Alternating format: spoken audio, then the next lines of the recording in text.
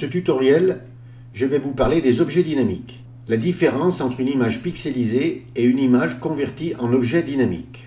Alors, une image pixelisée, c'est une image qu'on ouvre directement dans Photoshop, comme cette image que j'ai ouverte, c'est une image pixelisée.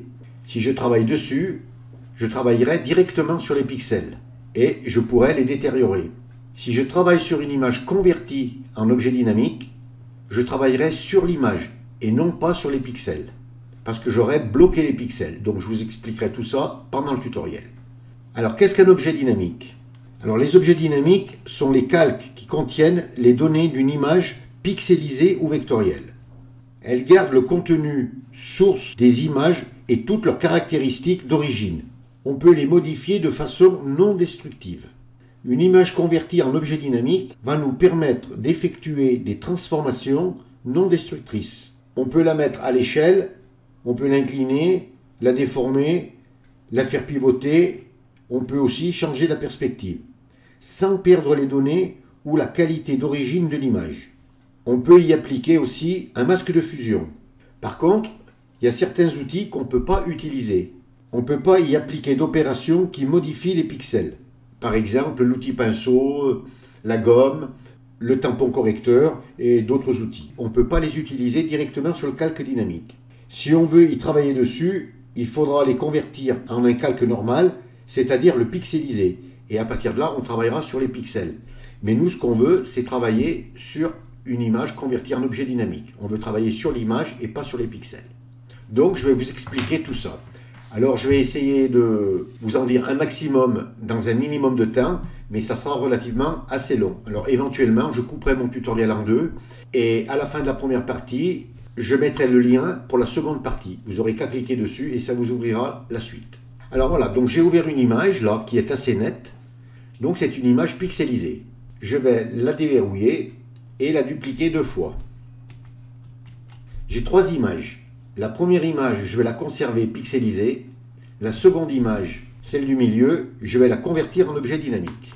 Donc voilà, je l'ai convertie en objet dynamique et je conserve une image originale. Donc je vais commencer par l'image pixelisée. Je ferme mes 2 images là et je vais vous montrer quand on déforme une image, comment ça agit sur les pixels. Si je prends mon image là et que je la réduis et que j'accepte en enfonçant la touche Entrée du clavier, et que je décide de la remettre ensuite à sa taille normale. Donc je la prends et je l'agrandis à nouveau et je la remets à sa taille normale. Déjà, première chose, qu'est-ce qu'on constate? On voit déjà les pixels. Mais vous me direz, bon, j'ai pas encore accepté. En acceptant, ça va me la remettre nette. Effectivement. Donc j'accepte en enfonçant la touche Entrée du clavier. Et ça m'a remis ma photo nette. Donc maintenant, je vais l'agrandir et je vais ouvrir l'image du dessous. Et je vais fermer l'œil de mon image pixelisée. Et regardez ce qui va se passer.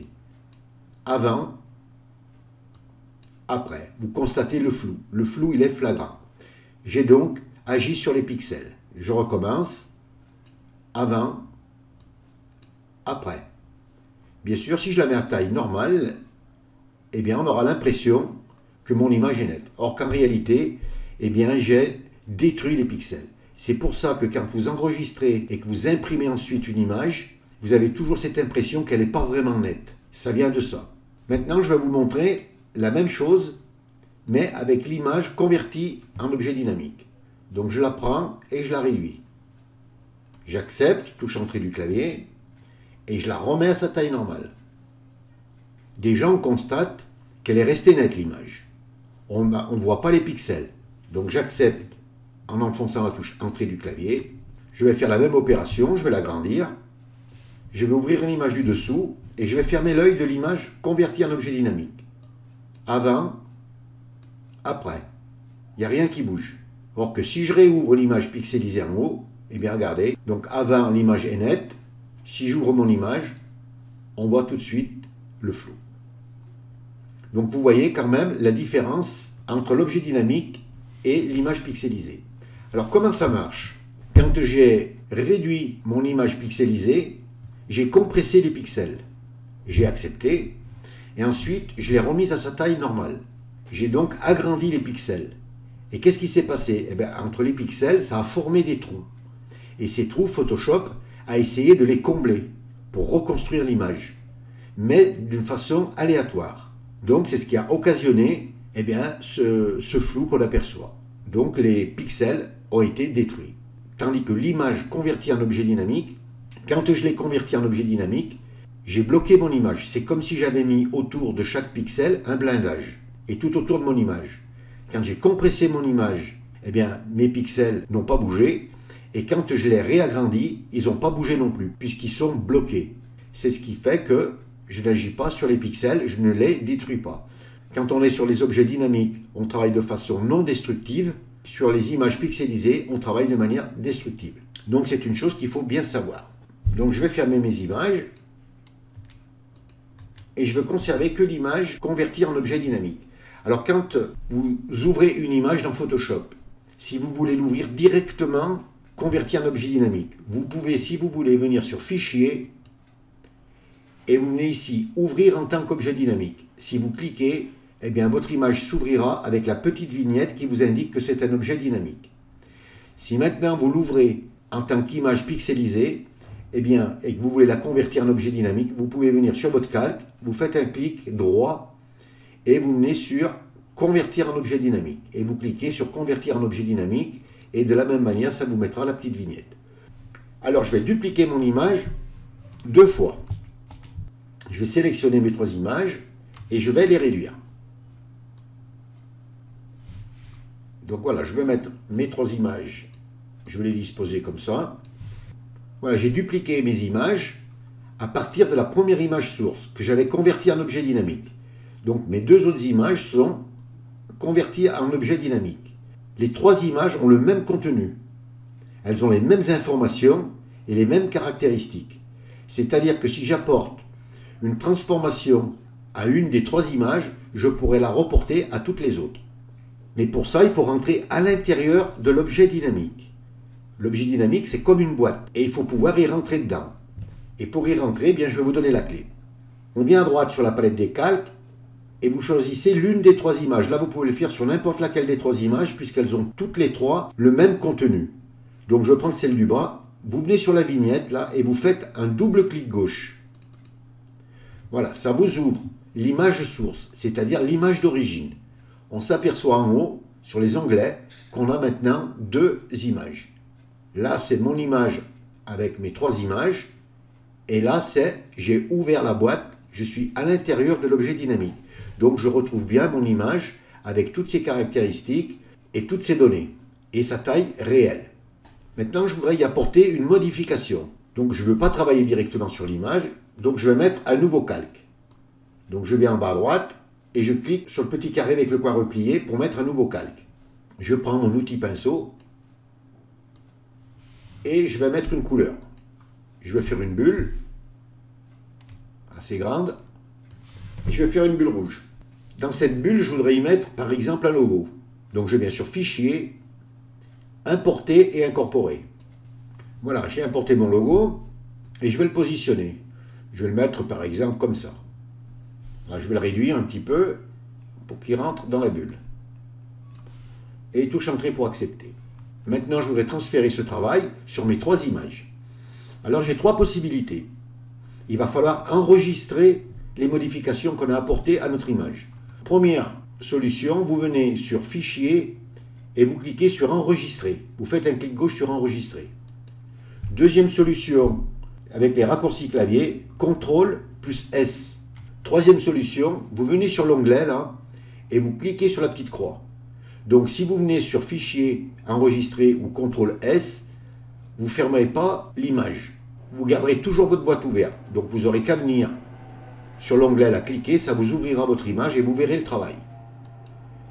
Mais là, je vais la fermer mon image. Donc il y a une boîte de dialogue qui s'ouvre, je clique sur Oui. Ça va me fermer mon image. C'est-à-dire en quelque sorte, je vais refermer ma boîte d'objets dynamiques. Et regardez, tout s'est reporté sur mes 3 images. Le petit souci, vous allez me dire maintenant, si je veux par exemple supprimer mon logo ou changer la couleur de mon rond, comment je fais puisque j'ai plus mon nouveau calque, j'ai plus mes calques, là je fais comment? Eh bien, vous revenez sur la vignette là et vous faites un double clic. Et vous réouvrez à nouveau votre boîte d'objets dynamiques avec vos calques. Et là, si par exemple vous voulez changer la couleur du rond, bien, CTRL plus clic gauche sur le rond, ça vous met une sélection autour. Et par exemple, je vais choisir une couleur verte et je vais la changer. Je désélectionne CTRL D, CTRL S pour enregistrer mon travail. J'ouvre mon image et regardez, mon rond est devenu vert dans mes 3 images. Et comme ça, vous pouvez changer tout ce que vous voulez. Vous pouvez rapporter tout ce que vous voulez, vous pouvez travailler sur l'image, changer la couleur du visage, des yeux, de la bouche, vous pouvez faire tout ce que vous voulez en rentrant à l'intérieur de la boîte. Maintenant, je vais vous montrer comment faire un cube et donner la perspective à un logo, à une bulle ou à tout objet qu'on pourrait y importer. Donc je reviens à l'intérieur de ma boîte et je supprime mes calques. Voilà, et je garde que mon image. Je viens sur ma petite croix et là vous dites oui. Voilà, et mes images sont redevenues comme elles étaient au départ. Donc là je vais faire un cube. Et je vais changer la couleur de ces 2 images. Donc pour changer la couleur de l'image, on va venir sur Image, Réglages, Teinte saturation. Et vous cliquez. Vous venez sur Coloriser. Et vous dites par exemple OK. Regardez ce qui s'est passé à droite. Mon filtre dynamique teinte saturation s'est posé sous mon image. Il est lié à mon image.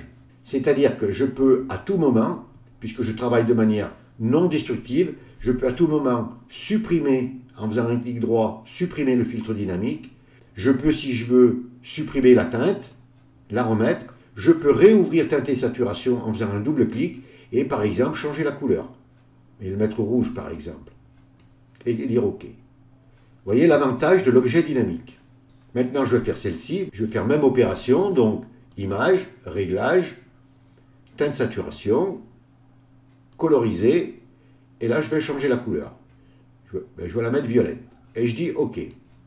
Et vous voyez, j'ai mon filtre dynamique qui s'est posé. Donc je peux travailler de la même façon que je vous ai montré. Donc je vais les fermer pour pas que ça nous gêne. Donc je vais choisir l'image rouge et je vais la déformer. Donc CTRL plus T et j'ai une boîte de dialogue qui s'ouvre, qui m'informe que momentanément le filtre dynamique va être désactivé pendant l'opération. Donc je clique sur OK et vous voyez mon image est redevenue de la couleur normale. Je fais un clic droit, je viens sur torsion. Je viens sur la petite poignée là, je clique et je fais glisser mon image. J'accepte en enfonçant la touche Entrée du clavier et vous voyez mon image a repris sa couleur. Je fais la même chose ici, CTRL T, OK, clic droit, torsion. Je viens sur la poignée là et je mets mon image. Et touche Entrée du clavier pour accepter. Et elle retrouve sa couleur. Je vais déplacer mon cube, voilà, je vais le mettre au milieu. Et maintenant je vais vouloir apporter une transformation sur mon image. Apporter comme tout à l'heure, soit une bulle, un logo, une signature ou toute autre chose. Mais je suis en perspective là. Si je veux le faire comme ça, ben, ça ne va pas être facile. Eh bien, on va faire comme on a fait tout à l'heure. On vient à l'intérieur de la boîte de l'objet dynamique, donc on double-clique et on ouvre notre image normale. Je vais venir sur Fichier, Importer et incorporer. Je vais déjà importer par exemple un logo. Celui-là, tiens, par exemple. Là, je dis OK. Je vais mettre un nouveau calque pour faire par exemple une bulle. Et la bulle, je vais la faire par exemple noire. Je prends mon logo et je vais le mettre dans ma bulle. Je vais le grandir un peu. Voilà, je le mets à peu près. Et touche Entrée du clavier pour accepter. Maintenant, je vais transférer mon travail sur mes 3 images. Donc CTRL plus S. Je viens sur mon onglet, là, je clique. Et regardez, j'ai mon logo qui s'est posé correctement et en bonne perspective. Mais, sur la première image, que je n'ai pas colorisée, le rond est resté noir et le bleu du logo est bleu. Mais sur les images que j'ai colorisées, le noir est bien resté noir, mais le logo a pris la couleur de l'image, à des endroits plus clairs et des endroits plus foncés. Et vous voyez, la perspective s'est bien intégrée correctement et dans de très bonnes proportions. Maintenant, par exemple, je vais réouvrir ma boîte et je vais changer la couleur de mon rond. Et je vais le mettre par exemple orange. Donc je vais le remplir. Je désélectionne CTRL-D, j'enregistre mon travail CTRL-S et j'ouvre ma boîte. Regardez ce qui s'est passé ici. Dans l'image que je n'ai pas colorisée, il reste orange, donc les couleurs sont naturelles. Mais là, elles ont pris la couleur de l'image, avec des tons plus ou moins clairs ou moins foncés. C'est pour ça que je les ai colorisées, c'était pour vous montrer ça. Les seules deux couleurs qui ne changent pas seront le noir et le blanc. Ils resteront toujours noir et blanc. Ensuite, que vous mettiez une couleur jaune, vert, bleu, orange, rouge, eh bien, elles prendront la couleur de l'image. Alors, c'est bon à savoir parce que si vous voulez, par exemple, intégrer le logo dans la couleur de l'image, eh bien, voilà ce qu'il faut faire. Voilà déjà pour un premier travail à réaliser avec les objets dynamiques. Par contre, ensuite, une fois que vous avez terminé, vous avez réalisé votre travail, votre logo, enfin ce que vous deviez faire, il va falloir l'enregistrer. Alors, dans un premier temps, vous l'enregistrez dans le format PSD. Comme ça, si vous avez besoin de revenir ultérieurement, plus tard, dans une semaine, un mois, 2 mois, 3 mois, même un an, ben vous ouvrez votre format PSD et vous réouvrez votre boîte et vous pouvez apporter des transformations. Vous pouvez garder, par exemple, la base de votre logo et changer, par exemple, eh bien, le nom ou changer le symbole. Sans aucun problème. Et dans un deuxième temps, vous l'enregistrez en PNG, de façon à avoir l'arrière-plan transparent. Donc pensez bien, PSD pour conserver les calques et les réouvrir ultérieurement, PNG pour avoir une image avec l'arrière-plan transparent. Alors si vous ne savez pas enregistrer en PNG, que vous ne savez pas bien comment ça fonctionne, consultez dans ma chaîne, j'ai un tutoriel qui vous explique comment enregistrer en PNG et comment les réouvrir. Voilà déjà pour cette première partie du tutoriel. Si vous avez aimé, vous cliquez sur j'aime. Si vous avez des questions, n'hésitez pas à me les poser. Abonnez-vous à ma chaîne et je vous dis à tout de suite pour la suite du tutoriel.